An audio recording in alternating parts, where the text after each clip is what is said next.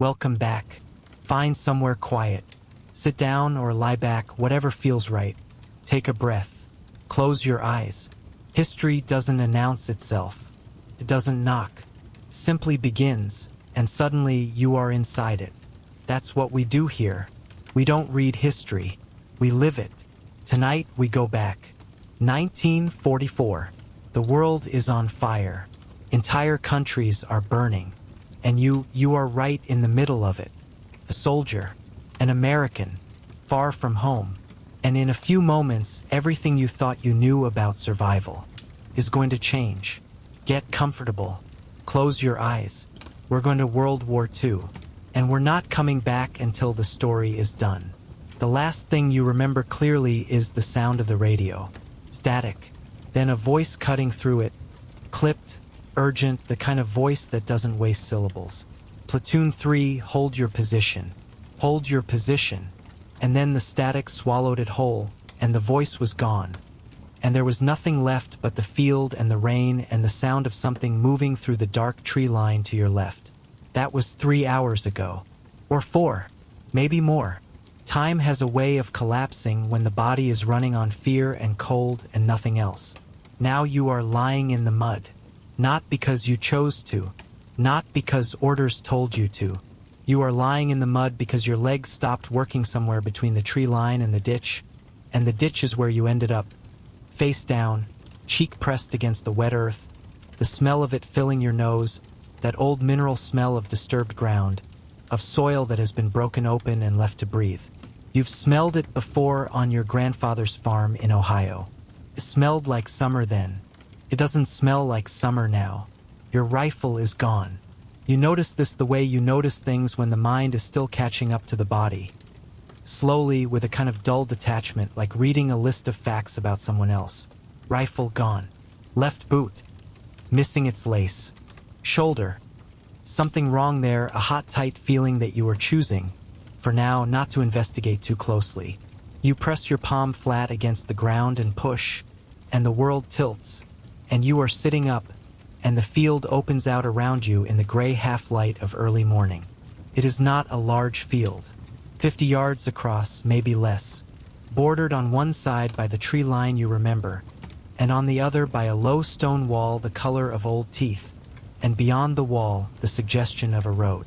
The kind of road that has been a road for 100 years and will be a road for 100 more, completely indifferent to what is happening on top of it. There are other men in the field, not your men. They come out of the tree line in a loose group, moving with the unhurried confidence of people who know that the running is over. Their uniforms are gray-green in the morning light, darker at the shoulders where the rain has soaked through, and they carry their rifles the way men carry rifles when they don't expect to use them. Loose, angled down, one hand only. There are 5 of them, then 6. One of them sees you sitting in the ditch and says something to the man beside him, and the man beside him changes direction without breaking stride, and then he is standing above you and you are looking up at him, and there it is.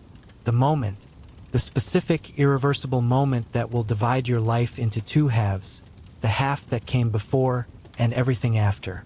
He is younger than you expected. That's the first thought that lands. Younger than you, probably. 19, maybe 20. With a thin face and pale eyes and the kind of exhaustion on him that has nothing to do with sleep. He looks at you the way you might look at something you found on the side of the road. Not cruel, not kind, just assessing. Then he says a word you don't understand, and when you don't move he reaches down and takes your arm, not roughly, and pulls you to your feet. Your shoulder screams. You don't make a sound. You are walked across the field. The mud sucks at your remaining bootlace with every step, as if the ground itself is reluctant to let you go. The other men are ahead of you, 3 of them Americans. You can tell by the way they hold themselves, by the shape of what's left of their uniforms, and they don't look back at you. Each of them is somewhere private, already retreating into whatever interior space a man retreats to when the external options have been removed. At the stone wall, the group stops. Someone produces rope. Your wrists are bound in front of you, not tight enough to cut, tight enough to matter. The young soldier does it with the quick efficiency of someone who has done it before, and when he's finished he steps back and nods once, and you wonder briefly, absurdly, whether you are supposed to nod back. You don't. The road is exactly as it appeared from the field. Old, indifferent. A truck is parked 40 yards to the east, its engine idling, exhaust curling up into the wet morning air. The sound of it is mundane in a way that feels almost offensive, the ordinary mechanical sound of an ordinary engine, completely unbothered by the fact that this is the worst morning of your life. They put you in the back. The tarp comes down. The light goes gray and thin. Somewhere to your left, one of the other Americans exhales. A long, slow breath, almost deliberate, like a man practicing patience. The truck begins to move. You don't know where you're going. You don't know how long it will take. You know only this: the field is behind you now. Ohio is behind you. Everything that was yours, your rifle, your radio, your name spoken by people who care about it, is behind you. Ahead of you, there is only the road. And the road doesn't care who you are. The truck ride lasts 6 hours. Maybe 7. You know this not because you have a watch. They took it at the wall, the young soldier sliding it off your wrist with 2 fingers, not looking at you while he did it, the way you might pocket loose change. But because the light changes. When you got in, it was the gray of early morning, that particular colorless light that belongs to the hour before the world decides what kind of day it's going to be. By the time the truck stops, it is afternoon, the light coming through the gaps in the tarp at a lower angle, thicker, almost yellow, the way it gets in October when the sun has started to give up. October. You have to remind yourself. It is October, 1944. You are 23 years old. Your name is something that exists somewhere in a file, in a building, in a country that does not know yet that you are here. There are 4 of you in the back. You've established this much without looking. 3 Americans and 1 man who hasn't spoken and whose uniform you couldn't identify in the dark. He is sitting against the left wall of the truck bed and breathing the slow, deliberate breath of someone managing pain. Nobody has asked him about it. There is an unspoken agreement in the truck that questions cost something right now, and none of you have anything to spend. The man to your right introduced himself 2 hours in. Peterson, from Minnesota. He said it the way people give their name when they're not sure anyone needs it, quickly, a little apologetically, like he was filling silence rather than making conversation. You told him yours. He nodded. That was the end of it. When the truck stops, the tarp comes up and the light hits you all at once. You blink. The world assembles itself in pieces. A fence first. That's what you see before anything else. The fence, tall and crowned with wire that catches the low afternoon light and holds it. A long glittering line of it running in both directions farther than you can immediately see. Then the towers. 4 of them visible from where you're standing, 1 at each corner of the section you can see, each one holding the dark shape of a man and the darker shape of what he's carrying. Then the ground. Packed earth, gray-brown, bare of anything except the kind of objects that accumulate in a place where people have been for a long time without going anywhere. A bucket on its side. A row of low wooden buildings set back from the fence, their walls the color of weather. Smoke from somewhere, thin and white, rising straight up in the still air. A guard says something. You move. The gate is a double structure. You pass through 1 door, wait while it closes behind you, and then the second door opens and you are inside. It is such a simple mechanism.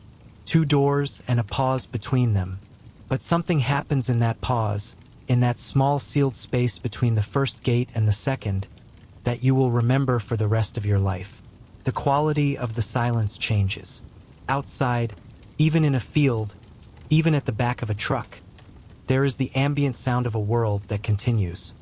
Wind in trees, distant engines, birds. In the pause between the gates, there is none of that. Just the sound of the men breathing around you and the soft mechanical sound of the first gate latching shut. Then the second gate opens and you step through. The camp receives you the way camps receive everyone. Without ceremony, without acknowledgement. The men already inside barely look up.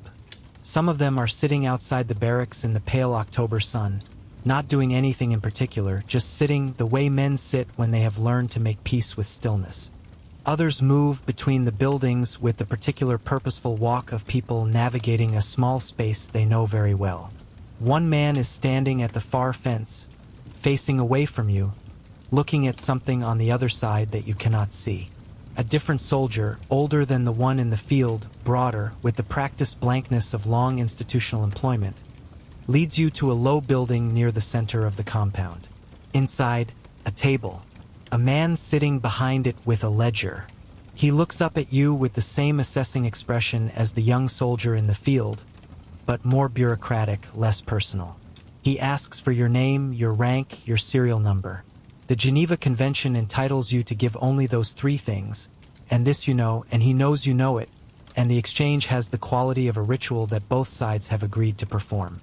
Name, rank, serial number. He writes them down. He doesn't look up from the ledger when he speaks the next words, which are delivered in accented but functional English. You will be assigned to Block 7. You will not approach the fence. You will not interfere with the guards. Curfew is at 9 o'clock. A pause. He turns the ledger toward you. Sign here. You sign. And just like that, you exist in this place. Officially. You are a number in a book, in a building, inside a fence, inside a country that is not yours, and the ledger closes over your name with a sound like a door. Outside, Peterson is waiting. Someone has given him a tin cup, and he's holding it with both hands, even though it appears to be empty. He looks at you when you come out, and there is something in his expression, not hope exactly, but the thing that exists just before hope, the small animal alertness of a man who has decided, not yet consciously, that he is going to need someone. You look back at him. You don't say anything yet, but you don't look away either. The barracks smell like men and damp wood, and something underneath both of those things that you will later understand is simply the smell of time, of days accumulating in an enclosed space, layering on top of each other the way paint layers on a wall, each one slightly different, none of them ever fully dry. There are 32 men in Block 7. You know this because the man who shows you to your bunk tells you, the way a landlord tells you how many units are in a building.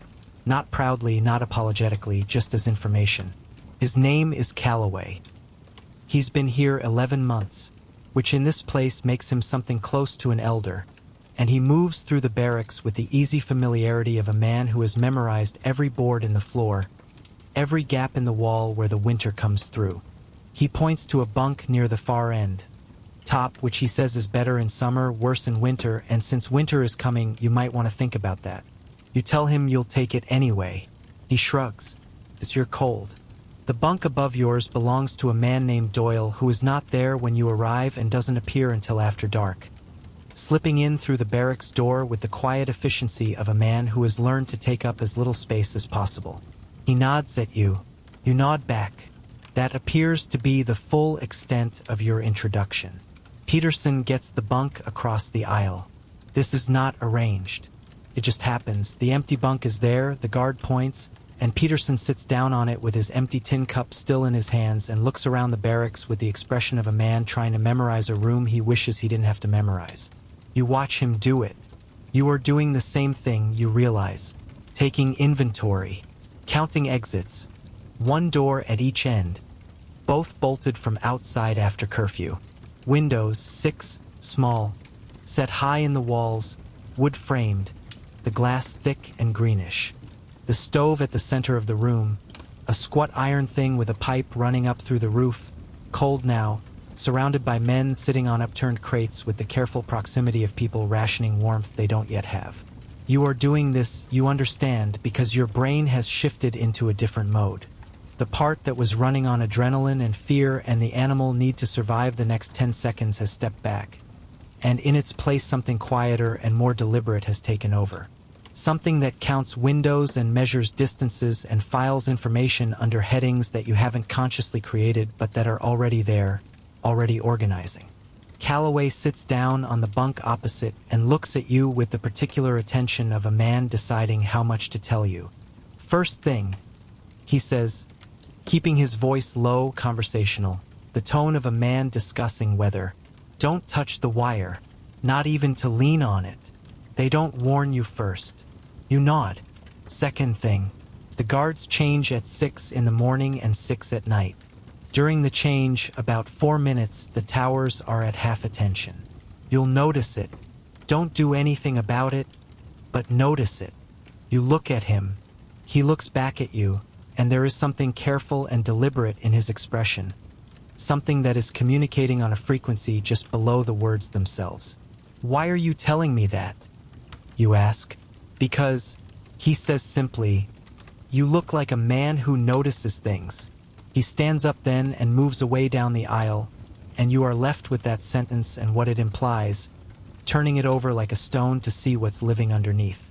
The first night is the longest, not because anything happens. Nothing happens.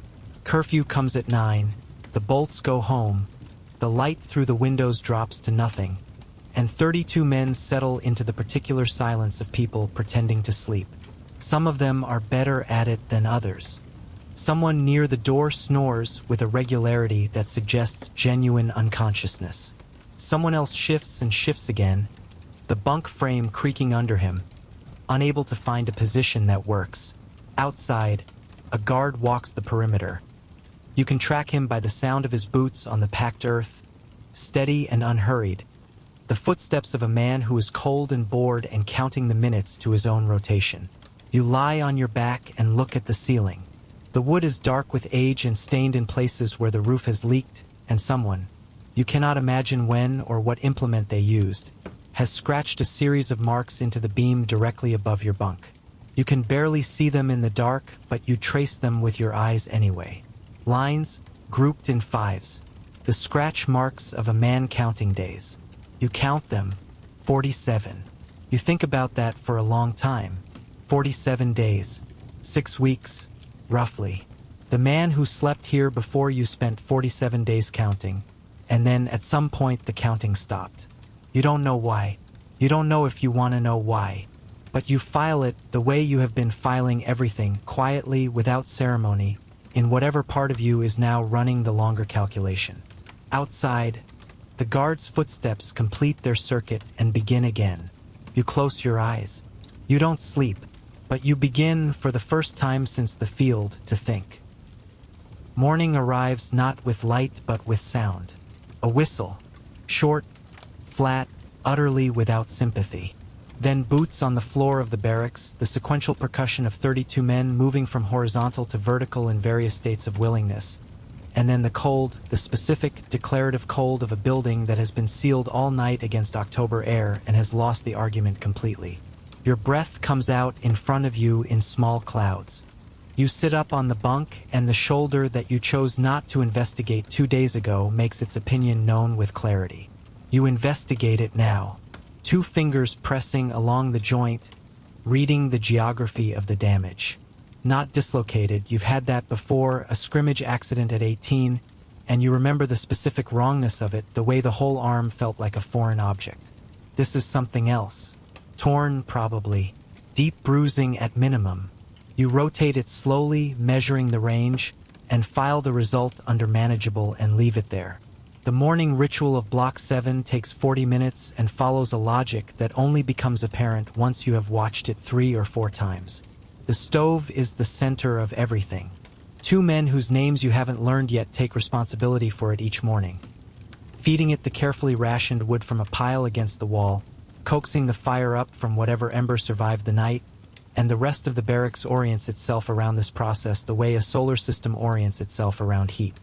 Men drift toward the stove as the warmth builds, not crowding it, keeping a respectful distance that has clearly been negotiated over time. There is an order to who stands where. You don't know it yet, so you stand back. Calloway appears beside you. "Appel in 20 minutes," he says. "Roll call. They count us. You stand in your row and you answer your name and you don't make it interesting for them. Understood. Understood. After appel, breakfast. And I use the word loosely. You follow him outside. The roll call happens in a flat open space between the blocks, the whole camp assembled in rows, and there is something in the sight of it. All these men, these Americans, these British, these others you can't immediately identify, standing in the pale morning cold with their breath rising around them in a collective cloud that hits you in a way you weren't expecting. Not grief exactly. Something more impersonal than grief. a kind of enormous factual sadness, the sadness of a thing that simply is, that doesn't require your feelings about it in order to continue being true. You find your place in the row. The German officer moves along it with his clipboard, and the names go down the line like a slow wave, each man speaking his name clearly and without inflection. When he reaches you, you say your name. He marks it. He moves on. You have been counted. You are accounted for. In some office, somewhere, a number has been confirmed. It is the most diminishing thing that has ever happened to you, and it takes less than 3 seconds. Breakfast is bread and something that might be a distant relative of coffee if coffee had emigrated somewhere difficult and fallen on hard times. You eat it. It is not enough, and you eat it anyway because the body is practical in a way that the mind sometimes isn't, and the body already understands what the mind is still catching up to. That enough is a concept that has been renegotiated here, and the new terms are these terms. It is after breakfast that you begin to see it. Not all at once. It reveals itself in pieces, the way a pattern emerges in a tile floor when you stop looking at the individual tiles. A man crossing the compound with a tin of something balanced against his chest, moving with a purposefulness that doesn't quite match where he appears to be going. 2 men talking by the south fence with their backs to the guard tower, their mouths barely moving. A folded piece of paper passing from one hand to another during a Appell so smoothly that if you hadn't been watching exactly the right hand at exactly the right moment, you would have missed it entirely. You would have missed it, but you were watching. You think about what Calloway said. You look like a man who notices things. You think about the 4 minutes during the guard change. You think about the scratch marks above your bunk. 47 days and then nothing. That afternoon, Calloway sits next to you on the step outside Block 7 and pulls out a small piece of wood and begins working at it with a thumbnail, not making anything, just occupying his hands, and he talks to you the way a man talks when he is talking about one thing but meaning something else entirely. This camp has been here since 42, he says. 2 years. In that time, 412 men have come through it. You wait. 60 of them are no longer here. Transferred. You ask. He looks at you sideways. Some of them. The thumbnail keeps moving against the wood. The ones that aren't transfers, you say slowly. They went over the wire? Under it, Calloway says. Mostly. A long pause. How many made it? He stops working at the wood. He looks out across the compound with an expression that is not quite calculation and not quite hope and sits somewhere between the two, in that particular territory that belongs to men who have been thinking about the same problem for a very long time. 3, he says. He lets that number sit in the air between you.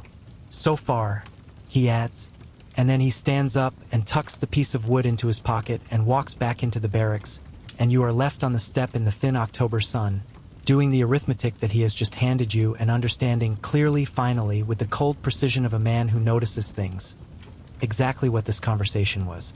It was an interview, and you think, sitting in the dirt of a German prison camp with a torn shoulder and no rifle and your name in a ledger you didn't choose, you think you may have just passed it.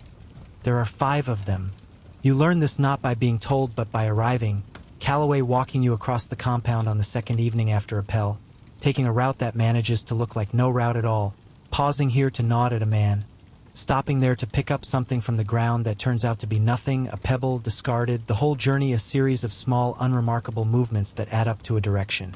You file the technique away without commenting on it. You are beginning to understand that in this place, the most important things are the things that don't look like anything. The meeting happens in the back corner of Block 7, after the stove has been fed and the barracks has settled into its evening arrangements, and the particular noise of 30 men occupying a small space has risen to a level that makes a quiet conversation in the corner simply part of the texture of the room. Calloway sits. You sit beside him. 3 other men are already there. Doyle, your upstairs neighbor, the one who moves like a man trying not to leave footprints. He looks at you with the flat, evaluating expression of someone who has been debating your presence here and hasn't fully concluded the debate.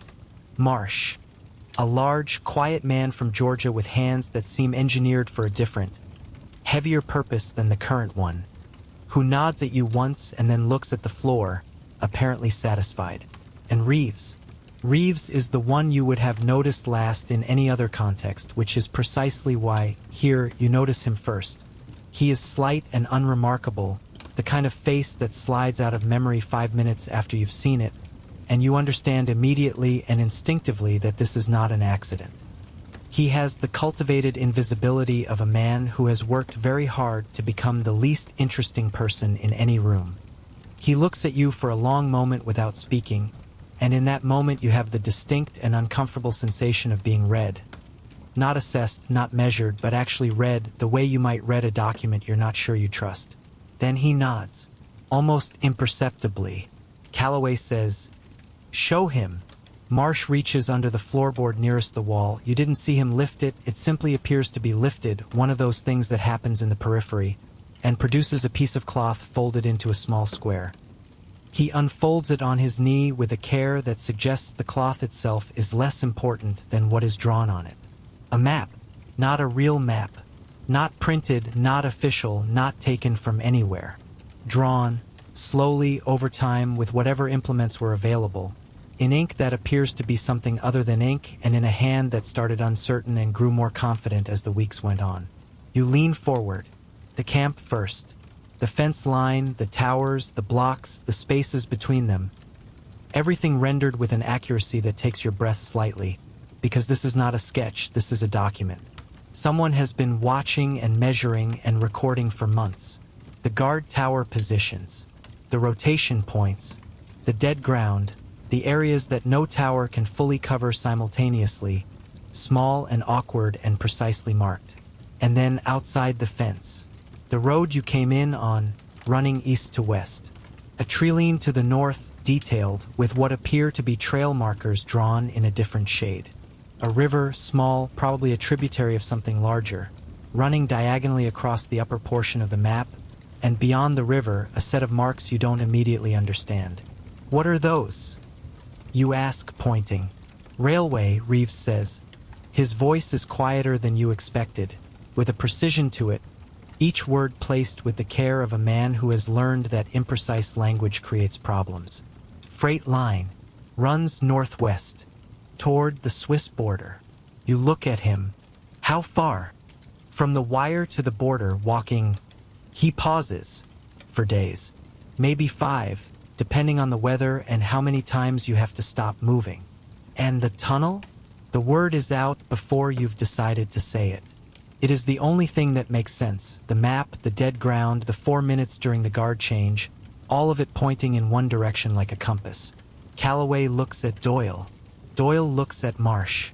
Marsh continues looking at the floor, but something shifts in his expression. The faintest adjustment. The way a man's face changes when he hears something confirmed that he was already fairly certain of. Reeves says, 11 months. Of digging, of everything. Planning, digging, managing the dirt. You understand what that means. You do. Displaced earth. In a prison camp, it is one of the most dangerous problems a man can have. You cannot dig a tunnel without producing dirt, and you cannot produce dirt without someone noticing, unless you find a way to make the dirt disappear. Which means someone has been carrying dirt out of a tunnel for 11 months and putting it somewhere that a guard who walks the same path every day has not noticed it. How long until it's done? You ask. Reeves folds the map with the same slow care Marsh used to unfold it. 6 weeks, he says. Possibly 8. There is a section under the north fence that is moving slowly. The ground there is different, more stone, more resistance. He hands the folded cloth back to Marsh, who replaces it under the board, and the board is back in its place, and the corner of the barracks looks like a corner of the barracks again. We need someone who can move above ground, Calloway says, and now he is speaking to you directly for the first time since you sat down. The digging is managed. The dirt is managed. What we don't have is someone who can watch the guards during the day, track the variations in the rotation, map the irregularities. The moments when the pattern breaks. Because the pattern always breaks, Reeves adds quietly, people are not machines. They get cold. They get distracted. They have bad days. And on the day we go, we need to know exactly what kind of day they're having. You sit with all of this. The stove pops and settles in the center of the room. Outside, somewhere beyond the fence, the guard makes his circuit in the dark. And if I say no, you ask. Not because you intend to say no, but because you want to know what kind of men these are. Reeves looks at you with his unremarkable face and his precise, careful eyes. Then we never had this conversation, he says simply. And you go back to counting the marks above your bunk. You think about the marks. 47 days. The man who made them and then stopped. You think about Peterson, asleep 2 rows over, holding his empty tin cup even in sleep, like a man who hasn't decided yet whether to let go of the last thing he was given. You think about the field and the mud and the moment the second gate closed behind you. Then you say yes. Your job, as Reeves explains it the following morning, is to be bored. This is not a joke. He says it with the same precise quietness he uses for everything, standing beside you at the morning Appel line with his eyes forward and his mouth barely moving. And what he means is this: a man who is watching guards too carefully looks like a man who is watching guards. But a man who is standing in the weak November sun with his hands in his pockets and his eyes unfocused, staring at nothing in particular, thinking about nothing in particular, a man who is visibly, thoroughly, almost aggressively bored, that man is invisible. That man is furniture. That man can watch whatever he likes. So you practice being bored. Turns out to be harder than it sounds. The instinct when you are cataloging something is to look at it, to turn your attention toward the thing you are trying to understand, the way a plant turns toward light. You have to learn to do the opposite, to look at the middle distance, at the gray October sky, at the dirt between your boots, while the actual watching happens in the periphery, quiet and lateral and completely undeclared. You give yourself 3 days before you start recording anything. 3 days of just standing and looking without looking, letting the patterns of the camp wash over you like water, not trying to hold anything yet, just letting it accumulate. The guards first. There are 14 of them on the day rotation and 12 on the night, and they are not interchangeable, whatever their uniforms suggest. You begin to know them by their walks. The one you think of as the pacer, he has a route he keeps returning to, a 50-yard stretch along the east fence that he walks and rewalks when he is cold, which is most mornings. The one you think of as the reader, he has something in his coat pocket that he checks during every rotation, small and folded, and the checking takes his eyes down and off the yard for approximately 8 seconds each time.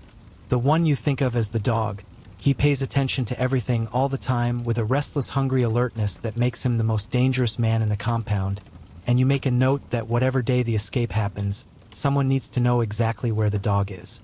You do not write any of this down. There is nowhere safe to write it. It lives in your head, filed and ordered, cross-referenced against the times and the weather and the specific configurations of the yard, and it grows every day, this interior map, this living document of patterns and breaks and the small human irregularities that Reeves told you to look for.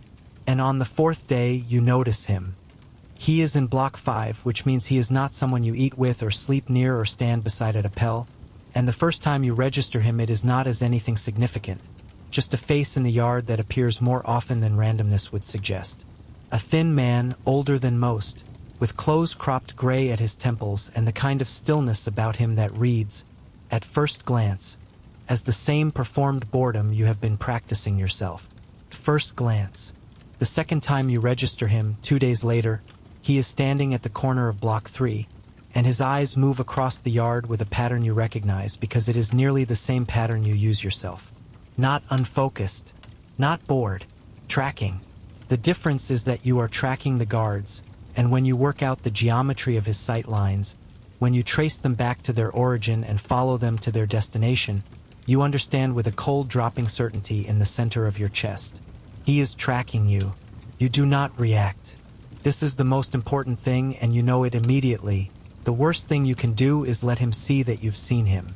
So you continue to do what you were doing, which was looking at the middle distance with your hands in your pockets, and you keep doing it for another 10 minutes while your mind runs very fast in a very small space. Who is he? Why is he watching you specifically? How long has he been watching? And the question underneath all those questions, the one with the sharpest edges. Does he know about the tunnel, or does he only know about you? That evening you tell Calloway. Not in the corner, not with the others, you tell him while you are both standing at the stove waiting for the coffee that is not coffee, and you tell it the way he would tell it, sideways, in the language of this place where nothing important is ever said directly. Man in block 5, you say. Gray at his temples. Thin. Older. Calloway doesn't move. Doesn't look up from the stove. Keeps appearing in the same parts of the yard. You continue. Pattern to it. A long pause. The fire pops. I know who he is, Calloway says. And he picks up his cup. Tests the temperature with his lip. Sets it back down. His name is Harker. He came in 8 months ago out of North Africa. He was with us for a while. Another pause with something in it you can't quite read. Then certain things started going wrong. Small things at first. A detail that moved. A guard who seemed to know where not to be. You absorb this. You think he told them. I think, Calloway says carefully, that some men decide, when the conditions are difficult enough, that the most important thing is their own morning, their own bread, their own arrangement with the people who control those things. He picks up his cup again, and this time he drinks from it, and the conversation is apparently over, and you stand at the stove with the information settling into you like cold water rising. There is a man in this camp who watches the watchers, who reports what he sees to people who will use it to make the tunnel disappear, the map disappear, the 6 weeks of careful invisible work disappear, and along with all of it, possibly, the men who built it. And he has been watching you for at least 4 days. Which means the question is no longer whether you are compromised. The question is how much damage has already been done. The group meets that night. Not in the corner of Block 7. Reeves changes the location, which tells you everything you need to know about how seriously he takes what you've told him. Instead, it is the washroom, which is the one place in the camp where men congregate in numbers without it looking like congregation. The one place where a cluster of bodies in the dark doesn't require explanation. You file in separately, 2 minutes apart, and the door is left open because a closed washroom door is more suspicious than an open one, and the sound of the camp continues outside, indifferent and ambient and useful. Reeves listens to everything you have without interrupting. This is something you've noticed about him. He doesn't talk while you talk, doesn't nod, doesn't make the small sounds of agreement that most people make to show they're following. He simply listens with his entire face, still and attentive, and when you're finished there is a pause that lasts exactly as long as it needs to, and then he speaks. How certain are you? Certain enough to be here, you say. He accepts this. Looks at Calloway. How long have you known about Harker? You ask. Suspected. Calloway corrects, with the precision of a man for whom the difference between those two words matters enormously. For months. We couldn't confirm it. Every time something went wrong it was possible to explain it another way. A guard who was more attentive than usual, a detail that moved for reasons that had nothing to do with us. But you kept him away from the plan. We kept everyone away from the plan who didn't need to be in it. Doyle, who has been leaning against the wall with his arms crossed and saying nothing, says, "The question is what we do now," and there it is. The sentence that has been in the room since before anyone said it, the shape of the problem made verbal. What do you do about a man who may have already told them enough to be dangerous, who is still inside the wire with you, who is still watching, who will continue watching until the thing he is watching for either happens or is dismantled? You run the options in your head. You have been running them since the stove, since Calloway's careful explanation, and there are not as many as you would like. You could confront him, walk up to Harker in the yard and let him know that he's been seen, that his arrangement, whatever it is, however it works, bread or better quarters or the particular comfort of a man who has made peace with his situation by making it someone else's problem, is known. The logic being that a man who knows he's been identified loses his value to the people he's reporting to. Why use a source that's been burned? Calloway shakes his head before you finish saying it. He goes to them that same night and tells them what we just did. And then they know we have something worth protecting. You could move the timeline. 6 weeks becomes 3 or 2 or 1. Push the escape forward before Harker can confirm enough to act on. Reeves looks at the floor when you say this, and the look tells you everything before the words do. The section under the north fence, he says. We need at minimum 4 more weeks on that section. If we go before it's done. He pauses. The tunnel collapses. We lose people inside it. The washroom is quiet for a moment. Outside, boots on gravel. A guard, unhurried, moving past. Then we manage him, you say. Everyone looks at you. We give him something to watch. Something that looks like what he expects to see. That keeps him occupied and keeps him reporting to them that everything is progressing normally. That the things they're paying him to watch are still happening the way they're supposed to be happening. You look at Reeves. You said he was with you at the beginning. He knows the broad shape of the plan. Tunnel, north fence, nighttime exit. What if he keeps seeing exactly that, but delayed? What if every time he watches, he sees men who look like they're digging, looks like they're mapping, looks like they're exactly where they were 3 weeks ago? A decoy, Marsh says. His first word of the evening, delivered in his low Georgia rumble, with the finality of a man who doesn't speak unless the thing he has to say is worth the air it costs. A performance, you say. Reeves looks at you for a long time. That same reading look, the one that goes past the surface of things and checks the structure underneath. If they suspect what we're doing, they already suspect something, you say. They've suspected something for 11 months. The question is whether they suspect enough to act. And right now, Harker is the thing standing between their suspicion and their certainty. So we use him. We make him useful to us by letting him be useful to them, but we control what he sees. Another silence. This one longer. Doyle uncrosses his arms. Marsh looks at the floor in the particular way he looks at things he is in the process of accepting. Calloway turns his cup over in his hands. Reeves says, "You understand what this requires." Yes, it requires you to be visible. Deliberately, specifically visible in the right places at the right times, doing the things that Harker expects to see. Which means you become the thing he watches. Every day, until we're ready. You think about what that means. Standing in the yard every day knowing that you are being watched, performing a version of yourself that is true enough to be convincing and false enough to buy 6 weeks of time, walking the line between those two things with the precision of a man on a wire over something he cannot afford to fall into. I know, you say, and the thing is, you do know. You understand it completely. The weight of it, the exposure of it, the fact that if the performance slips even once, if Harker sees through it even once, there is no version of what happens next that is good. You know all of this and you say yes anyway, which tells you something about who you are becoming in this place. Something you are not entirely sure you recognize. You begin on a Tuesday, not because Tuesday is significant, not because the weather is right or the guards are distracted or the alignment of anything favors you. You begin on Tuesday because Reeves says to begin on Tuesday, and by now you have enough faith in the machinery of his thinking to trust the gears you can't see. The performance is this. Every morning after Appel, you take the same walk. Compound to block 3 to the washroom back toward block 7, but stopping at the north side, the side nearest the fence, nearest the section of ground where the tunnel is not, in fact, making the progress you intend Harker to believe it is making.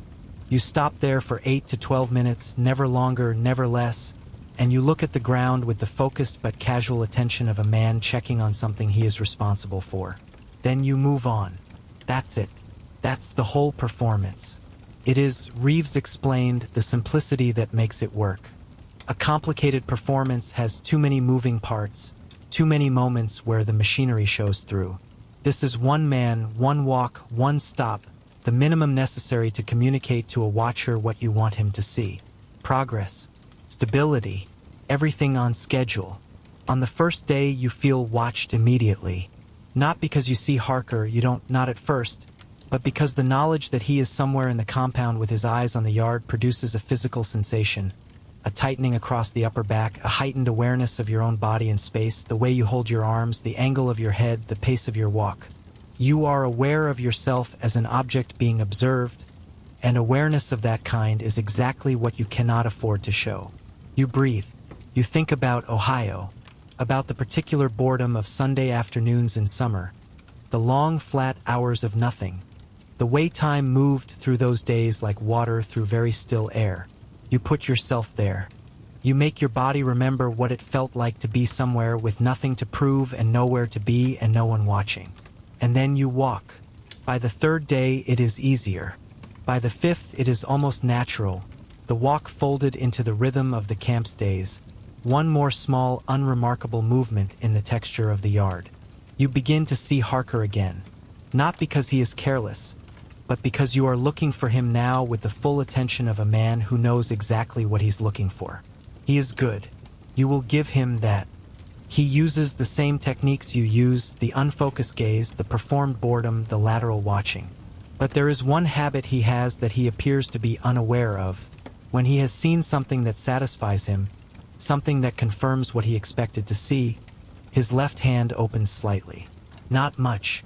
A small uncurling of the fingers, the body's private expression of attention released. You watch for the hand. On the seventh day, you see it.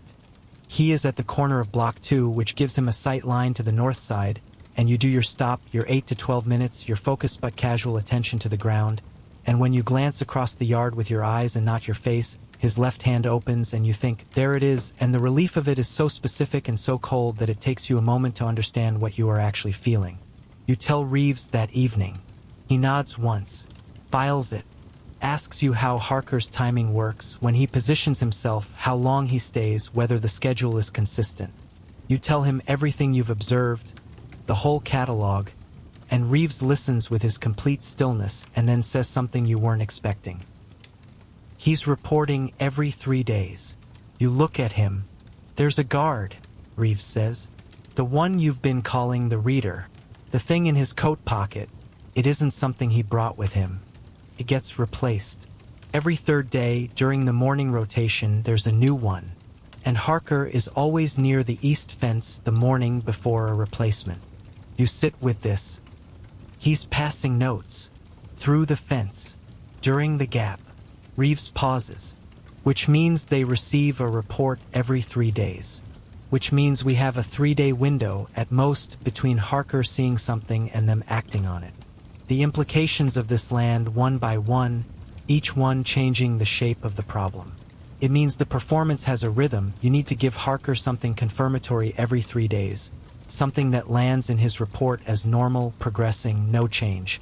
It means the last report before the escape needs to be the most convincing, needs to show them a tunnel that is 2 weeks from completion, not 6 days, so that when you go, they are not expecting it.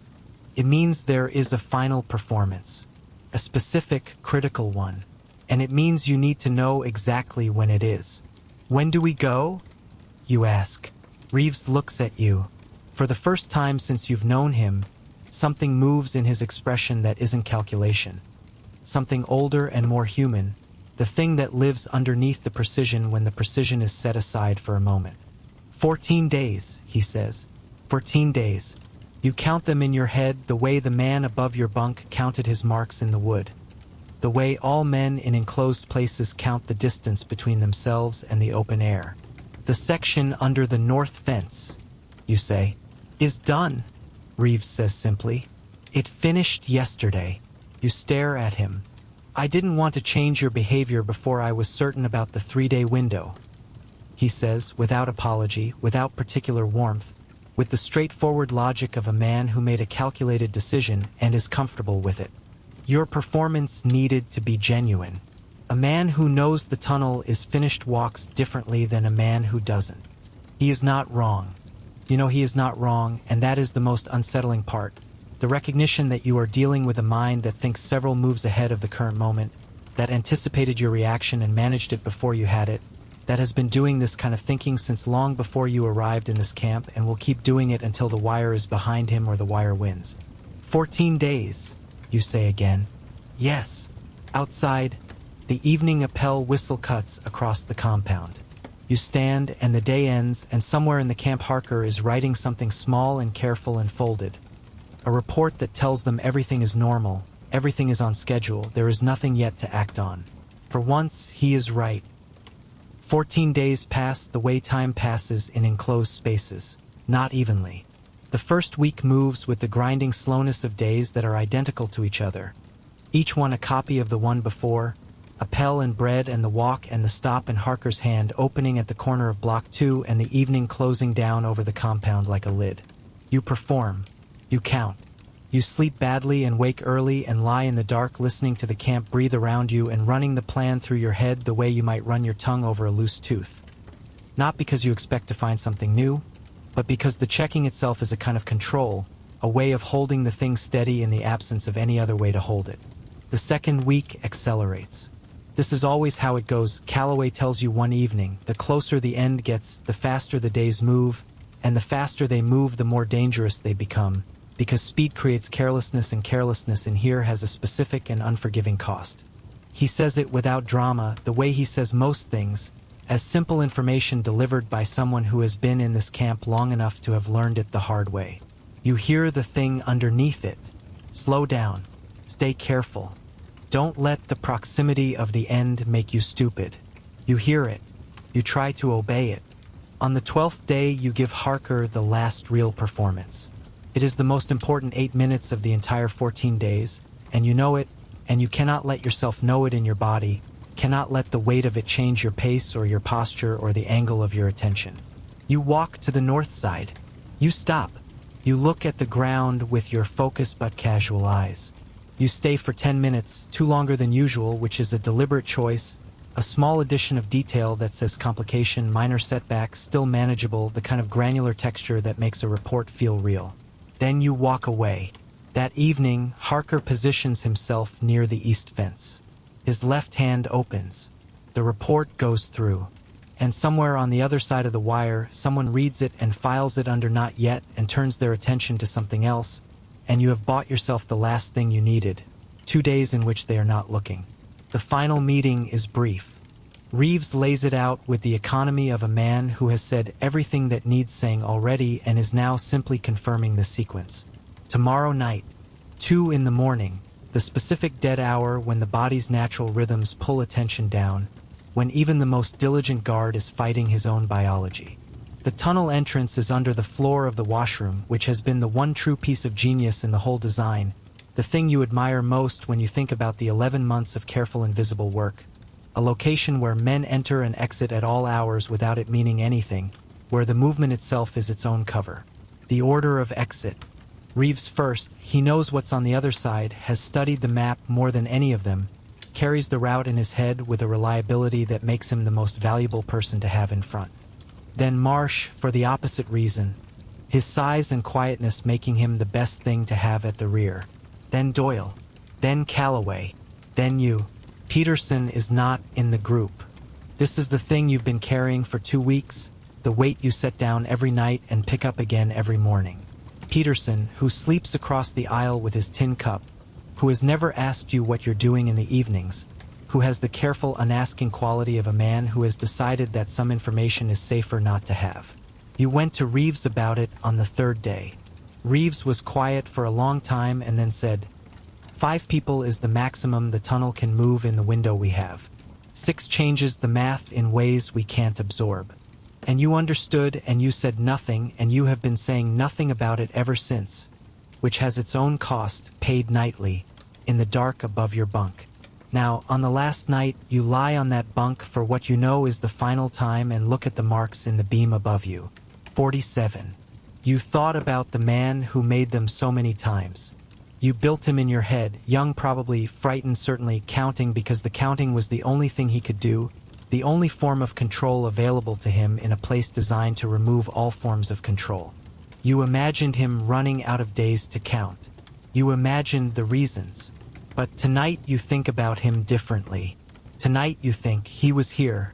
Whatever happened, whatever the 47 means and whatever came after it, he was in this exact place, on this exact bunk, looking at this exact beam, and he was alive and he was thinking and he was still, in whatever way was available to him, still himself.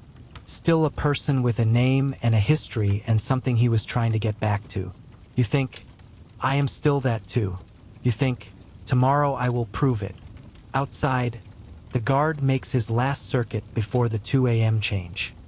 His boots on the gravel, steady and rhythmic, counting out the last hour of the last night in the only language this place has ever spoken. You close your eyes. For the first time in 6 weeks, you sleep. At 2 in the morning, the world is a different place. Not darker exactly. The darkness is the same darkness that has been pressing against the barracks window since 9 o'clock.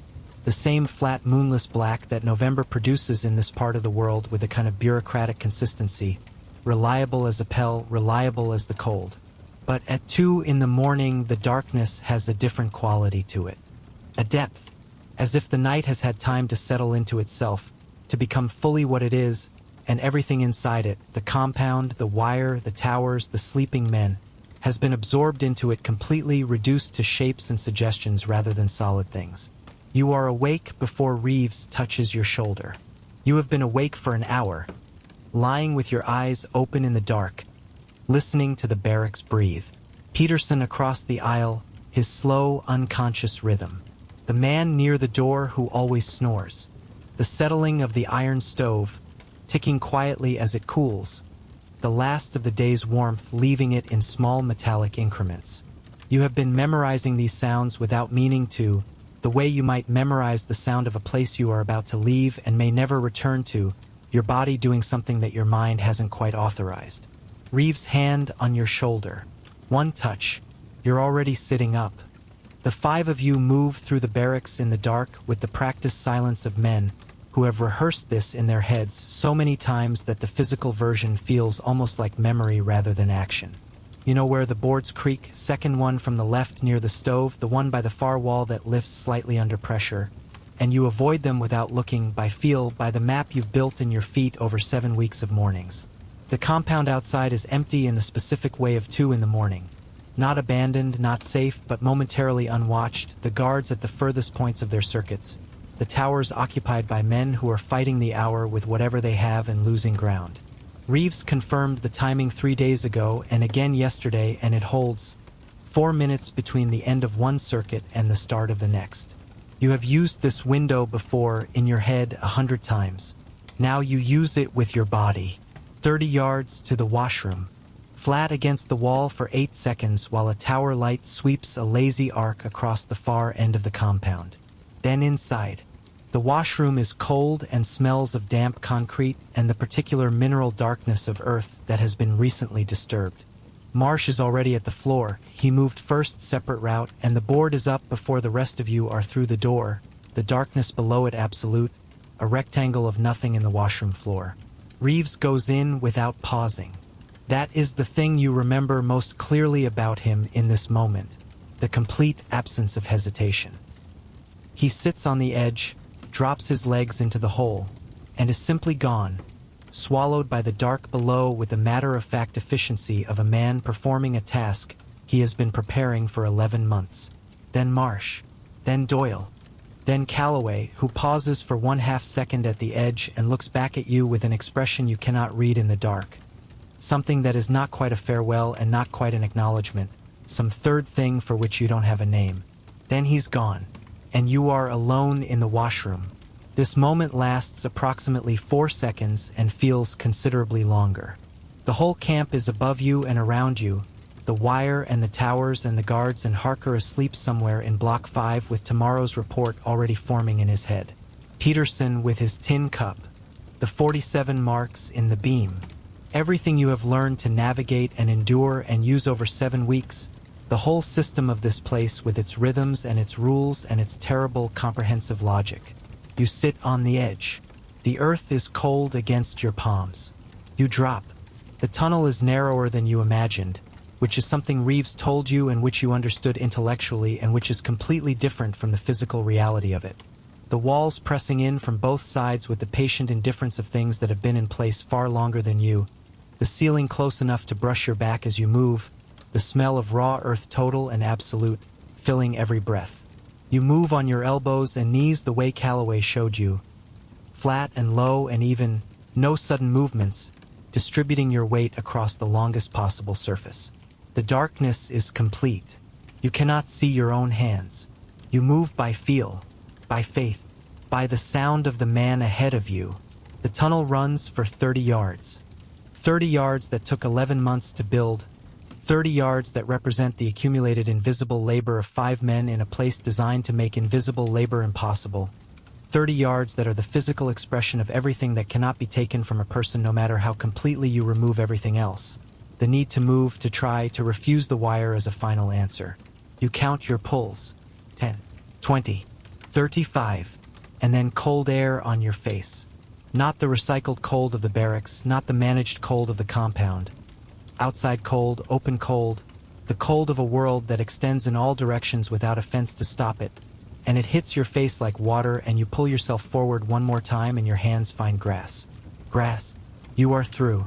You come out of the ground in the shadow of the treeline 30 yards north of the wire, and you lie flat for a moment in the wet November grass and breathe. Just breathe. The open sky above you enormous and indifferent, and the most beautiful thing you have ever seen. The camp is behind you. The lights of the towers are visible through the trees, small and distant, oriented inward, watching a compound that now contains for fewer people than it believes it does. Reeves is crouching 10 yards ahead. He looks at you, nods once. You get to your feet. Your legs work. Your shoulder aches with the cold. You are filthy from the tunnel, and your heart is doing something extraordinary inside your chest, and the Swiss border is 4 days away through terrain you have never seen but which exists, precisely mapped, in the head of the small invisible man crouching in the dark ahead of you. Behind you, through the trees, the camp continues its 2 a.m. breathing. The guards make their circuits. The stove ticks as it cools. Peterson sleeps with his tin cup, and somewhere in Block 5 Harker sleeps too, with his notes and his arrangements and his small daily betrayals, and above your empty bunk the 47 marks wait in the beam for whoever comes next and needs something to count. You turn away from all of it. Reeves moves. You follow. The trees receive you. And the night, which has been so many things for so long. A ceiling, a weight, a system of sounds you memorized for survival. The night becomes simply what it is. A road, open in both directions. And you are walking.